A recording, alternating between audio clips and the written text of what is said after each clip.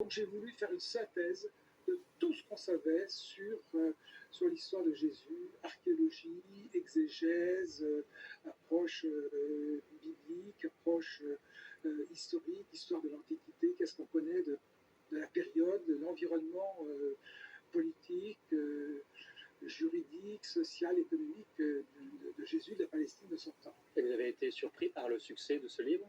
Vous vous y attendiez? Non, je ne m'attendais pas à un tel succès et j'ai reçu beaucoup de témoignages de lecteurs me disant ça m'a permis de progresser dans ma foi ou ça m'a permis de redécouvrir la foi.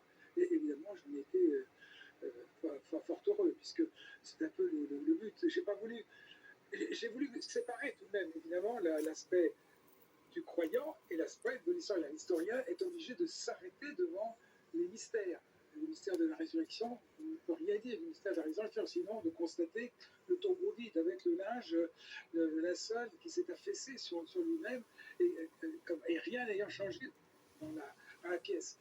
Même chose pour les miracles. L'historien ne peut constater les faits produits par les miracles de Jésus sur les foules. Et il ne peut pas dire c'est réellement. Voilà. Il faut bien distinguer.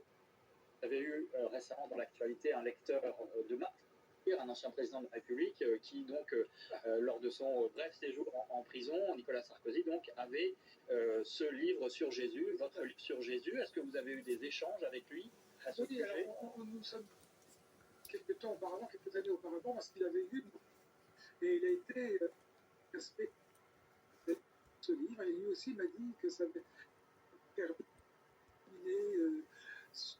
son chemin de la foi. Voilà, donc on a échangé sur le Saint-Suaire de Turin, parce que j'ai fait également un livre sur le Saint-Suaire de Turin, et là aussi, on en a parlé ensemble. Alors, on s'est rendu également dans la rue, parce que, effectivement, la question, c'est tout un chacun, qui est vraiment Jésus. Écoutez, ses réponses, c'est Éloi a recueilli. Pour moi, c'est une personne à qui on peut soutenir, qui est là pour nous, quoi, tout simplement. Paul nous a formés dessus, qu'est-ce que je peux dire sur lui? Et que c'est toujours quelque chose qui nous fait plus de bons moments de la période. Par exemple, je vais tomber à faire Jésus, le Fils de Dieu, tout. Bon. Et voilà que je ressorte mes cours d'instruction religieuse qui ont maintenant plus de 55 ans. Donc c'est compliqué. C'est quelqu'un qui a quand même, qui ne devait pas être mal parce que 2000 ans après, on parle toujours de lui. Il était pas avec un abat, avec une abat tardif. Il s'est rebellé et ça a donné lieu à des textes. Les chrétiens et de ce rebelle, de cet anarchiste, le sauveur, le machin. Jésus, nous, musulmans, on l'appelle Sidère à Jésus. Donc c'est un prophète des chrétiens. C'est le sauveur. Ensuite, si vous le reconnaissez, éternel. Permettez-moi une réaction peut-être sur un de ces personnages exprimés, Jésus comme et anarchiste. C'est un peu anachronique, mais ce qu'il y a en commun dans toutes les réponses, c'est que Jésus, la personne, ce n'est pas une abstraite qui a fait l'univers, et donc ça fait 2000 ans qu'il s'est manifesté, le cherche, donc c'est nécessaire d'avoir cette approche historique, celle des historiens, un détail est absolument indispensable. C'est pas le tout. Relation avec Dieu, il y a aussi un moment où cela relève de la foi, mais la foi liée à l'amour, toute relation humaine, il y a besoin de donc c'est un pas en plus, la raison. Mais est-ce qu'il s'est ça semblait dire cette personne que en fait Jésus s'était émancipé de son origine? Là, c'est les sagesses humaines de son temps, il a apporté. Il était impossible de le construire humainement parce que l'être humain, depuis la chute, est très abîmé. Dans le Christ demande prochain qui peut inclure notre ennemi jusqu'à donner notre vie pour nos ennemis. Ça, c'est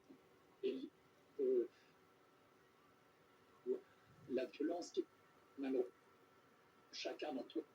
Donc il est venu libre en ce sens, belle entre ce qui était abîmé dans les cultures et dans l'humanité en général. Véronique Jacquier. Oui, quand quand j'entends les réponses de Jésus, jeune, j'ai une question un peu iconoclaste, mais est-ce que justement la jeunesse a aujourd'hui les codes d'appréhender la figure? Parce qu'on est dans un monde déchristianisé, et il n'y a tellement plus d'enseignement comment finalement cette figure les marque et que comment aujourd'hui la figure de Jésus.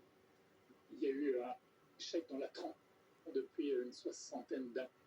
Mais curiosité quand même, les gens ont les moyens maintenant de trouver en allant rencontrer d'autres chrétiens. Sociaux aussi. Sociaux, mais là ça demande aussi du discours et à manger.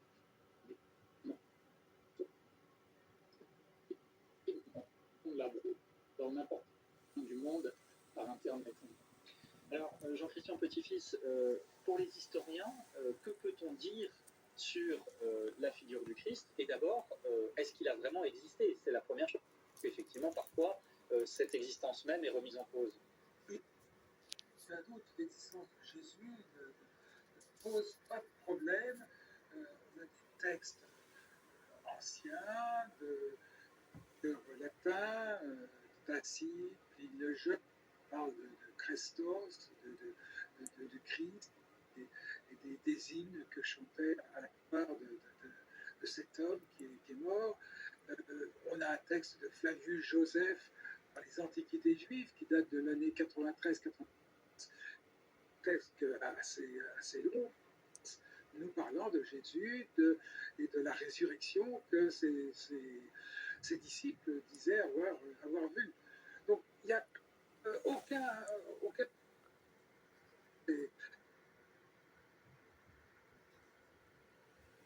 ultra minoritaire qu'on appelle les mythistes, ceux qui pensent que l'existence même de Jésus est un mythe.